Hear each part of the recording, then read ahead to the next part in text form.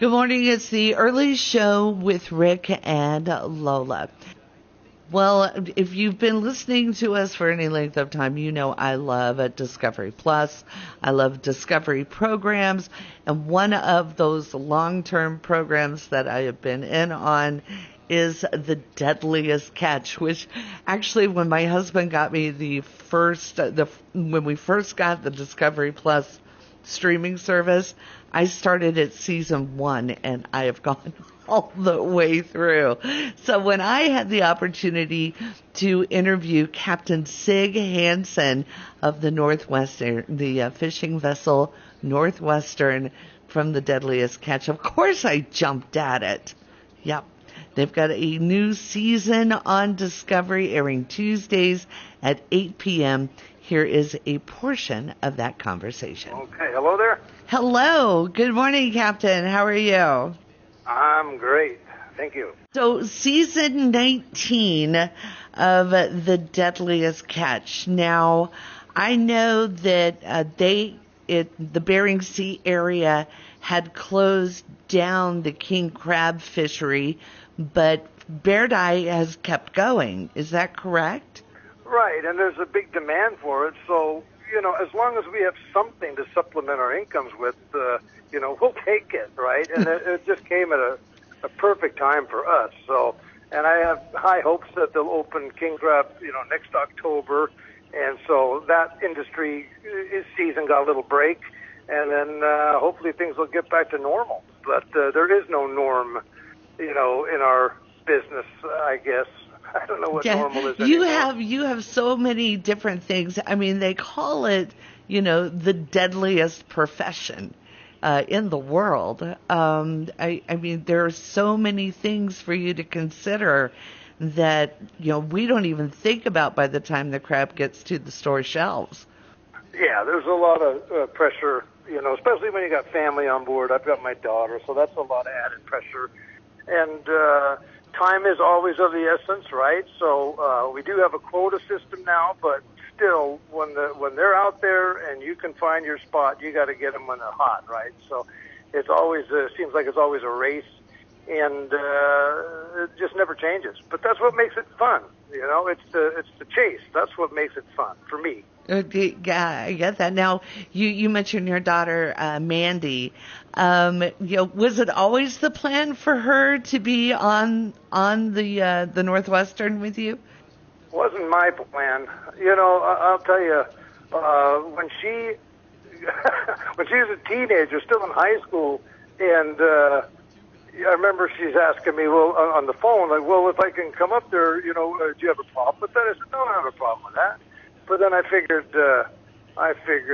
she wasn't going to be able to get out of school anyway, right? Mm-hmm. Well, little did I know that nowadays they use this point system, and so she took time off.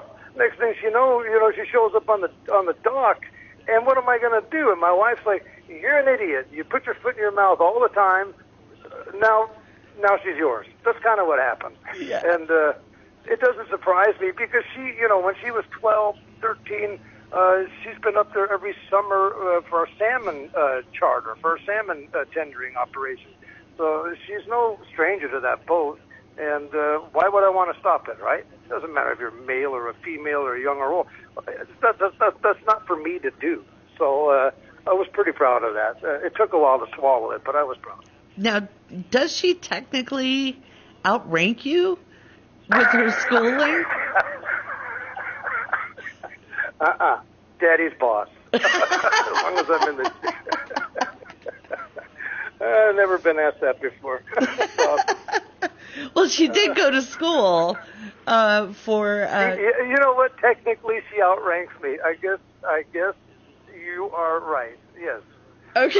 But I have a license as well. And, when I got the license, it was many years ago, and I only did it so that we are capable, so in other words, for insurance purposes, that you can show that you're capable. Right. And then after that, I kind of tossed it in the drawer and never looked back. But yeah, I guess she does outrank me. You got me. So, oh, sir, you'll always be, Captain Sig, in my book, because Uh-huh. this has been an incredible journey. But I understand we're going to be meeting some newcomers this year. What can you share about that?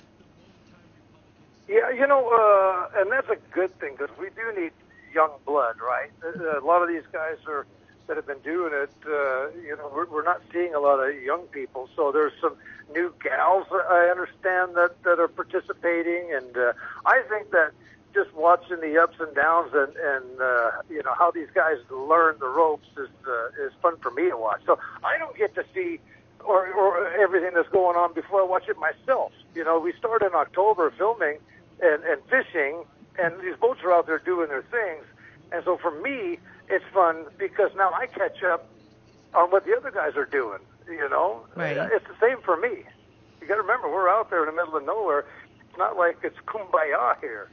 So I see what the other guys are doing as the fans do. Same thing. Yeah. Oh, okay. But yeah, I lost my mother. Yeah, I lost my mom when we were at sea. We went through that, and we had to. There's always tragedy. It seems like, but that's just the nature of the beast, right? So right. It never changes. That part never changes. The weather, all that stuff. Oh yeah, and it's the stories and the journey and people discovering about themselves, especially when you get a greenhorn on deck. When they think they know something and then the reality hits. Yeah, you can be humbled pretty quick up there. That's what I like. Yeah. I have we only have a couple minutes, a couple quick questions. How has the current political climate affected what you do? You're right there on that Russian border. And you guys do fish out that way sometimes. Has it affected anything that you do? Yeah, they boycotted crab from Russia, so the price of crab's gone through the roof. I suspect we'll have a king crab next October. I really hope so. And so we can get back into the rhythm of things and start, making some money. But that being said, a lot of this crab that's foreign is still out there. And so they're finding ways, to sneak it under the radar and still sell it in the U.S. So we got that to deal with.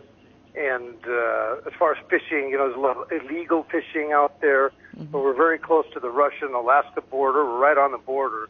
So that's always a tricky one, when you get too close. So things get closer than you think. It's real. Yeah, it definitely is. Final question for you, sir. How's the grandbaby? Oh, she's amazing. Absolutely. Sailor Marie. That's the new one. So we have Jackson and we have Adeline. Jackson's 5. Adeline is 2.5 now. And Sailor Marie, that's Mandy's baby. She's 16 months. So, oh my gosh, it just melts me. I get melt every time. Every time. I bet. Love it. So if Mandy can take the boat, fine. I'll be the babysitter. Not a problem. I'll even work for cheap. I won't even charge you that much. Not a problem. Sounds great. Again, we're speaking with Captain Sig Hansen of the fishing vessel Northwestern, and I really appreciate you taking the time to visit with us today. And we are looking forward to season 19 on Discovery. Is there anything else you'd like to add? I'm flattered that people still enjoy it, and I just feel so flattered every time, we get compliments and people are still interested. It just says that we're doing something right. And, who knew that this documentary they did would snowball into 19 years. So it's amazing. What a ride, and can't say enough. So thank you for having me. It's really flattering. All right. Thank you so much, sir. Be safe. Oh, that's the name of the game. Trust me, I want to be around for a while. So we want you around for a while. Oh, all right. All right. Thank you. Thank you. Bye-bye. If you've only caught just a portion of this visit with Captain Sig Hansen, you can find this complete interview on our podcast section of our website. Check it out. It's right there on the homepage at 103CIR.com.